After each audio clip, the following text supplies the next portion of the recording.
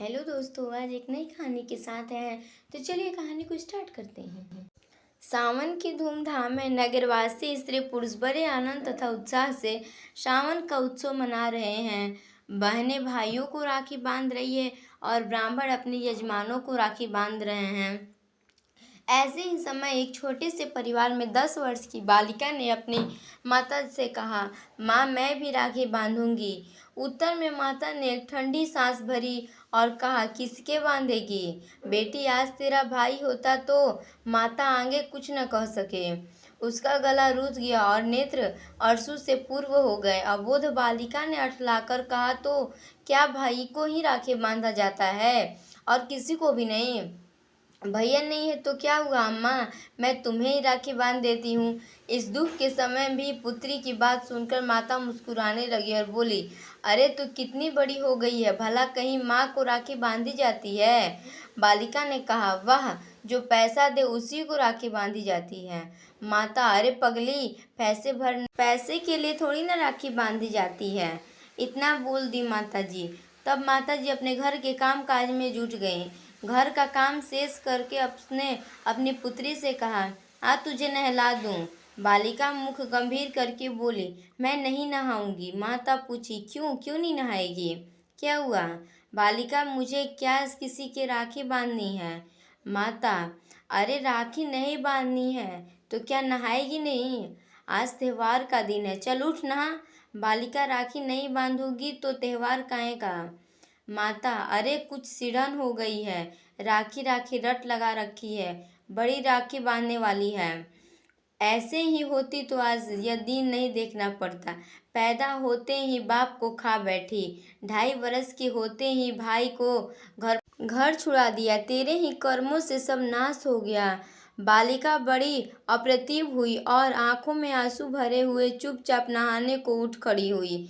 1 घंटा पश्चात हम उसी बालिका को उसके घर के द्वार पर खड़ी देखते हैं। इस समय भी उसके सुंदर मुख पर उदासी विद्यमान है।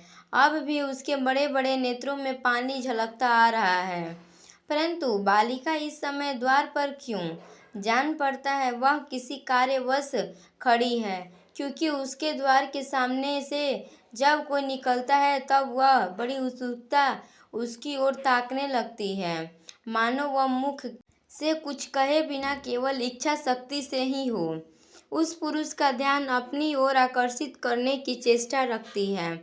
परंतु जब उसे इसमें सफलता नहीं होती तब उसकी उदासी और बढ़ जाती। इसी प्रकार 1 2 3 करके कई पुरुष बिना उसकी ओर देखे निकल गए। अंत को बालिका निराश होकर घर के भीतर लौट जाने को उद्यत हुई थी कि एक सुंदर युवक की दृष्टि, जो कुछ सोचता हुआ धीरे धीरे जा रहा था, बालिका पर पड़ी। उसका ध्यान बालिका की आंखें युवक की आंखों से जा लगी। न जाने उन उदास तथा करुणापूर्ण नेत्रों में क्या जादू था कि युवक ठिठक कर खड़ा हो गया और बड़े ध्यान से सिर से पैर तक देखने लगा।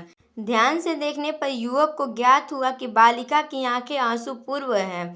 तब वह अधीर हो गया। निकट जाकर पूछा, बेटी क्यों रोती हो? बालिका इसका कुछ उत्तर न दे सकी, परंतु उसने अपना एक हाथ युवक की ओर बढ़ा दिया। युवक ने देखा बालिका के हाथ में एक लाल डोरा है। उसने पूछा, यह क्या है? बालिका ने आंखें नीची करके उत्तर दिया, राखी। युवक समझ गया। उसने मुस्कुराकर अपनी दाहिने हाथ आगे बढ़ा दिया। बालिका का मुख कमल से उठ उठा। उसने बड़े चाव से युवक के हाथ में राखी बांध दी। राखी बंधवा चुकने पर युवक ने जेब में हाथ डाला तो उसे 2 रुपए निकाल कर बालिका को देने लगा, परंतु बालिका ने उन्हें लेना स्वीकार न किया। बोली, नहीं, पैसे नहीं दो हमको। युवक, ये पैसे से भी अच्छे हैं। बालिका, नहीं, मैं पैसे नहीं लूंगी, यह नहीं। युवक, ले लो बिटिया, इसके पैसे मना नहीं करते हैं, बहुत से मिलेंगे। बालिका, नहीं, पैसे नहीं दो मुझको। युवक ने 4 आने पैसे निकाल कर कहा, अच्छा ले, पैसे भी रख ले और यह भी रख ले। बालिका, नहीं, खाली पैसे लूंगी, तुझे दोनों लेना पड़ेगा। यह कहकर युवक ने बलपूर्वक पैसे और रुपए दोनों उसके हाथ में रख दिए। इतने में घर के भीतर से किसी ने पुकारा, अरे सरस्वती कहाँ गई? बालिका ने बोले आई कहकर युवक की ओर कृतज्ञतापूर्वक दृष्टि डाली और चली गई। गोलागंज की एक बड़ी तथा सुंदर अट्टालिका ने एक सुसज्जित कमरे में एक युवक चिंता सागर में निमग्न हो गया। कभी भी वो ठंडी साड़ी भरता है, कभी रुमाल से आंखें पोंछता है, कभी आप ही आप कहता है। हाँ, सारा परिश्रम व्यर्थ गया, सारी चेष्टाएं निष्फल हुई। क्या करूं, कहाँ जाऊं, उन्हें कहाँ ढूंढूं? सारा उन्माद छान दिया, परंतु फिर भी पता न लगा। युवक ने कुछ और कहने को था कि कमरे का द्वार धीरे से खुला और एक नौकर अंदर आया। युवक ने विरक्त होकर पूछा, क्यों, क्या है? नौकर, सरकार अमरनाथ बाबू आए। युवक, अच्छा, यहीं भेज दो। नौकर के चले जाने पर युवक ने रुमाल से आंखें पोंछ डाली और मुख से गंभीरता लाने की चेष्टा करने लगा। द्वार फिर खुला, फिर युवक अंदर आया। युवक, आओ भैया। अमरनाथ, अमरनाथ, क्यों घनश्याम, आज अकेले बैठे हो? क्या बात है? कानपुर से कब लौटे? घनश्याम कल आया था। अमरनाथ, उन्माद भी अवश्य ही उतरे होंगे। घनश्याम एक ठंडी सांस भरकर कहा, हाँ उतरा था, परंतु व्यर्थ, वहाँ उतरना है। अब मेरा क्या रखा है? अमरनाथ, परंतु क्या करे, हृदय नहीं मानता है। क्यों? और सच पूछो तो बात ऐसी ही है। यदि तुम्हारे स्थान पर मैं होता तो मैं भी ऐसा ही करता। घनश्याम, क्या कहूँ मित्र, मैं तो हार गया। तुम तो जानते ही हो कि मुझे लखनऊ आकर रहे 1 वर्ष हो गया था, और जब से यहाँ आया हूँ उन्हें ढूंढने में कुछ भी कसर उठा नहीं रखी, परंतु सब व्यर्थ है। अमरनाथ, उन्होंने न जाना क्यों छोड़ दिया और कब छोड़ा, इसका भी कोई पता नहीं चलता। घनश्याम, इसका तो पता चल गया ना कि वे लोग मेरे चले जाने के 1 वर्ष पश्चात उन्नाव से चले गए, परंतु कहाँ गए यह मालूम ही नहीं है। अमरनाथ, यह किस मालूम होगा? घनश्याम, उस मकान वाले से जिसके मकान से हम लोग रहते हैं। अमरनाथ, हाँ शोक। घनश्याम, कुछ नहीं, यह सब मेरे ही कर्मों का फल है। यदि मैं उन्हें छोड़कर न जाता, यदि गया था तो उनकी खोज खबर लेता रहता, परंतु मैं तो दक्षिण जाकर रुपये कमाने में इतना व्यस्त रहा कि कभी याद ही नहीं आई, और जो आई भी तब क्षण मात्र के लिए। उफ, कोई भी अपने घर को भूल जाता है। मैं ही ऐसा अधम हूँ अमरनाथ जी। अजी नहीं, सब समय की बात है। घनश्याम, मैं दक्षिण न जाता तो अच्छा था। अमरनाथ, तुम्हारा दक्षिण जाना तो व्यर्थ नहीं हुआ। यदि न जाते तो इतना धन। घनश्याम, अजी, चूल्हे में जाए धन, ऐसा धन किस काम का? मेरे हृदय में सुख शांति नहीं तो धन किस मर्ज की दवा है? अमरनाथ, ये हाथ में लाल डोरा क्यों बांधा है? घनश्याम, इसने इसकी तो बात ही भूल जाओ, यह राखी है। अमरनाथ, अरे भाई, अच्छी राखी है, लाल डोर को राखी बताते हो? यह किसने बांधी है? किसी बड़े कंजूस ब्राह्मण ने बांधी होगी। दुष्ट ने 1 पैसा तक खर्चना पाप समझा, डोर से ही काम निकाल लिया। घनश्याम, संसार में यदि कोई बढ़िया से बढ़िया राखी बांध सकता है तो मुझे उससे भी कहीं अधिक प्यारा लाल यह डोरा लगा। यह कहकर घनश्याम ने उसे खोलकर बड़े यत्न पूर्व अपने बक्स में रख लिया। अमरनाथ, भाई तुम भी विचित्र मनुष्य हो, आखिर यह डोरा किसने बांधा है तुम्हें? घनश्याम, यह एक बालिका ने बांधा है। पाठक समझ गए होंगे कि घनश्याम कौन है। अमरनाथ, बालिका ने कैसे राखी बांधा और क्या कहा? घनश्याम, कानपुर में घनश्याम ने सारी घटना घटते हुए सुनाई। अमरनाथ, यदि यह बात है तो सत्य ही यह डोरा अमूल्य है। घनश्याम, न जाने क्यों उस बालिका को ध्यान मेरे मन से नहीं उतरता। अमरनाथ, उसकी सरलता तथा प्रेम ने तुम्हारे हृदय पर प्रभाव डाला है। भला उसका नाम क्या है? घनश्याम, नाम तो मुझे मालूम नहीं। भीतर से किसी ने उसका नाम लेकर पुकारा था, परंतु मैं सुन न सका। अमरनाथ, अच्छा खैर, अब तुम क्या करना विचार है? घनश्याम, धैर्य कर के चुप बैठना ही बहुत अच्छा है, और मैं कर भी क्या सकता हूँ? मुझसे जो हो सके मैं वो कर चुका हूँ। अमरनाथ, हाँ यह भी ठीक ही है, ईश्वर पर छोड़ दो, देखो क्या होता है। पूर्वोक्त घटना हुए 5 वर्ष व्यतीत हो गए। घनश्याम जी पिछली बातें प्राय भूल गए, परंतु उस बालिका की कभी याद आती जाती थी। उसे देखने वे एक बार फिर कानपुर गए थे, परंतु उसका पता न चला। उस घर में पूछने पर ज्ञात हुआ कि वह वहां से अपनी माता सहित बहुत दिन हो गए न जाने कहाँ चली गई। इसके पश्चात ज्यों त्यों समय बीतता गया, उसका ध्यान भी कम होता गया। पर अब भी जब वे अपना बक्स खोलते हैं तब कोई वस्तु देखकर चौंक पड़ते हैं और साथ ही कोई पुराना दृश्य भी आंखों के सामने आ जाता है। घनश्याम अभी तक अविवाहित हैं। पहले तो उन्होंने निश्चय कर लिया था कि विवाह करेंगे ही नहीं, पर मित्रों के कहने पर वह स्वयं अपने अनुभव से उनका विचार बदल गया। अब वे विवाह करने के लिए तैयार हो गए, परंतु अभी तक कोई कन्या उनकी रुचि के अनुदान में नहीं मिली। जेठ का महीना था। दिन भर की जला देने वाली धूप पश्चात सूर्यास्त का समय अत्यंत सुखदायी प्रतीत हो रहा है। इस समय घनश्याम दास जी अपनी कोठी के बाग में मित्रों सहित बैठे मंद मंद शीतल वायु का आनंद ले रहे थे। आपस में हास्य रस पूर्व बातें हो रही थी। बातें करते करते एक मित्र ने कहा, अजी अभी तक अमरनाथ क्यों नहीं आए? घनश्याम, वह मनमौजी आदमी है, कहीं रम हो गया होगा। दूसरा, नहीं रम नहीं, वह आजकल तुम्हारे लिए दुल्हन ढूंढने की चिंता में रहता है। घनश्याम, बड़े दिल लगी बाज हो तुम। दूसरा, नहीं, दिल लगी की बात नहीं है। तीसरा बोला, परसों से मुझसे भी वह कहता था कि घनश्याम का विवाह हो जाए तो मुझे भी चैन पड़े। यह बात पहुँचे। घनश्याम, अरे यार, बड़ी उम्र, अभी तुम्हारी याद आ गई। अमरनाथ, इस समय बोलिए नहीं। दूसरा, जान पड़ता है वह काफ़ी देर से आए हैं। अमरनाथ, तो फिर क्यों बोला? क्यों? दूसरा, क्यों बोलना किसी के हाथ में रखा है क्या?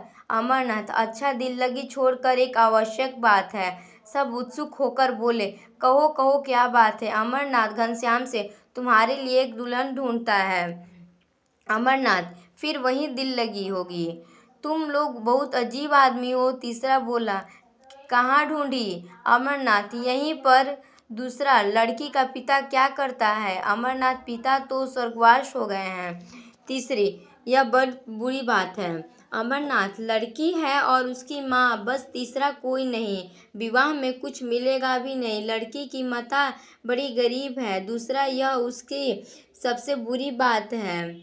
तीसरी, उल्लू मर गए, पट्टे छोड़ ढूंढा भी तो गरीब। यहाँ हमारे घनश्याम इतना धनाढ्य हैं और कहाँ ससुराल इतना दरिद्र।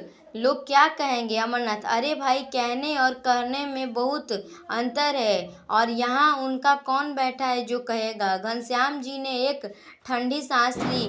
तीसरा, आपने क्या भलाई देखी? यह जो संबंध करना विचारा है। अमरनाथ, लड़की की भलाई, लड़की लक्ष्मी रुपया है, रुपया जैसी है, जैसी सुंदर वैसी सरल। ऐसी लड़की यदि दीपक जलाकर भी ढूंढे जाए तो कभी नहीं मिल सकती। यह अवश्य बात है। अमरनाथ, परंतु लड़की की माता लड़का देखकर विवाह करने को कहती है। तीसरा, यह व्यवहार तो बहुत अच्छी बात है घनश्याम, और मैं भी लड़की देखकर विवाह करूंगा। दूसरा, यह भी ठीक है कि अमरनाथ, तो इसके लिए क्या तू विचारना चाहता है? तीसरा विचार क्या है? लड़की देखेंगे। अमरनाथ, तो कब? घनश्याम, कल। दूसरे दिन शाम को घनश्याम और अमरनाथ गाड़ी पर सवार होकर लड़की देखने चले गए। गाड़ी चक्कर खाती हुई पहियागंज की ओर एक गली के सामने जा खड़ी हुई। गाड़ी से उतरकर दो मित्र गली में घुसे। लगभग 100 कदम आगे चलकर अमरनाथ एक छोटे से मकान के सामने खो गए और मकान का द्वार खटखटाया। घनश्याम बोले, मकान देखने से तो बड़े गरीब जान पड़ते हैं। अमरनाथ, हाँ, बात तो ऐसी ही है, परंतु यदि लड़की तुम्हारे पसंद आ जाए तो यह सब सहन कर लेना। इतने में द्वार खुला और दोनों भीतर आए। संध्या हो जाने के कारण मकान में अंधेरा हो गया था, एतेव ये लोग द्वार खोलने के लिए स्पष्ट न देख सके हैं। एक दलान में पहुंचकर ये दोनों चारपाइयों पर बिछा दिए गए और दोनों को बैठाने के लिए बोला गया। जो स्त्री थी, कहा, मैं जरा दिया जला लूं? अमरनाथ, हाँ, जला लीजिए। स्त्री ने दीपक जलाया और पास ही एक दीवार पर उसे रख दिया। फिर इनकी ओर मुख करके वह नीचे से चटाई पर बैठ गई, परंतु ज्यों ही उसने घनश्याम पर अपनी दृष्टि डाली, एक हृदय मेदी आह मुख से निकली और वह ज्ञानशून्य होकर गिर पड़ी। स्त्री की ओर कुछ अंधेरा था, इस कारण उन लोगों को उसका मुख स्पष्ट न दिखाई पड़ता था। घनश्याम उसे उठाने को उठे, परंतु ज्यों ही उसने उसका सिर हिलाया और रोशनी उसके मुख पर लाया, त्यों ही घनश्याम के मुख से निकला, मेरी माता, और उठकर वे भूमि पर बैठ गए। अमरनाथ विस्मित हो काष्ठवत बैठे रहे और कुछ क्षण उपरांत बोले, उफ, ईश्वर की महिमा बड़ी विचित्र है, जिनके लिए न जाने तुमने कहाँ कहाँ की ठोकरें खाई है, वे अंत में इस प्रकार मिले। घनश्याम अपने को संभाल कर बोले, थोड़ा पानी मंगाओ। अमरनाथ, किससे मंगाऊं, यहाँ तो कोई भी दिखाई नहीं पड़ता।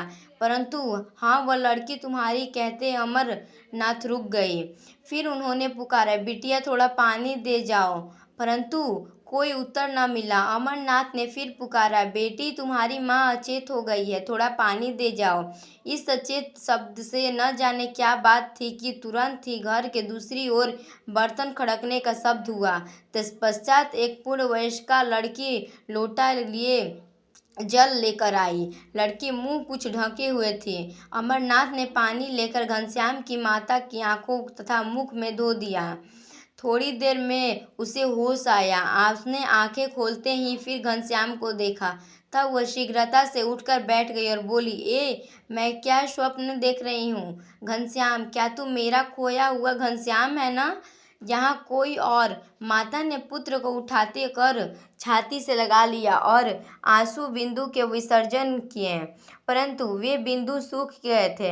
अथवा सुनकर अपना मुंह खोल दिया और भैया भैया कहती हुई घनश्याम से लिपट गई।